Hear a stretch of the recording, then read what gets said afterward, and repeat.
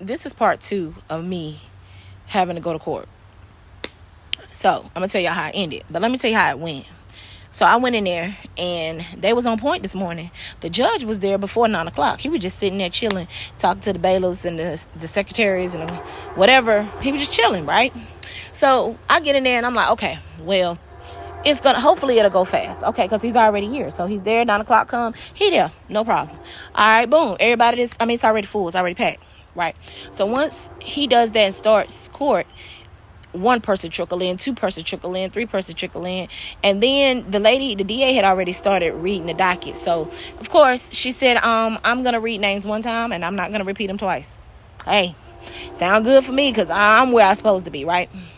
And so as she reading the docket, more and more people come in. So the judge stopped me and he's like, come to the front. So long story short, he was calling everybody that was late to court to the front of the courtroom, and he was asking them their reasoning to being late. And he said, well, shoot, what time court started? Said 9. Some of them said they lost the paperwork. Some said, one lady said she had an expensive lawyer and he was supposed to be there. Another one said I had to take my child to daycare. Some of them said, listen, I ain't got no excuse, I'm just late. One dude said I was looking for a parking space. He heard all the excuses, so he was telling them to sit in the first 2 rows. He was going to figure out what he was going to do with them. But before he said that, he said, tell me why I shouldn't lock you up right now. He also said, listen, if you had won $1 million and I told you to be here by 9 o'clock, you would have had your tail healed by 9 o'clock, right? And they was like, of course. But anyway, my case was finally called. So I get up there, the dude asked me, he said, listen, he said, what do you want to do about this?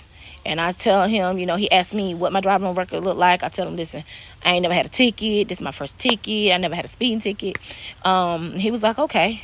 So then he was like, all right, well, I am going to, give you a warning. So when he said, I'm going to give you a warning, I was stuck for a minute, because I was like, in my mind, I thought I was going to have to try to negotiate and talk to the DA and whatever.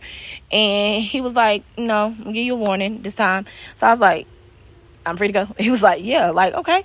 Man, I almost tripped over myself getting out of that courtroom. Do you hear me? I was so freaking happy. You know what I'm saying? Like, I'm not one of those court people. I don't be in court. I don't be getting stopped. I don't be doing crazy shit. I try to stay clear. I try to stay on the right side of the law. But, yeah, so that's how it went. He gave me a warning. Everything is good, and I am so thankful that it's behind me, because I don't like having court dates that you have to remember. Anything could come up, and to me, my license is very, very important, because my license is my livelihood.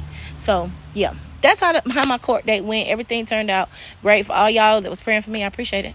Thank you guys. Bye.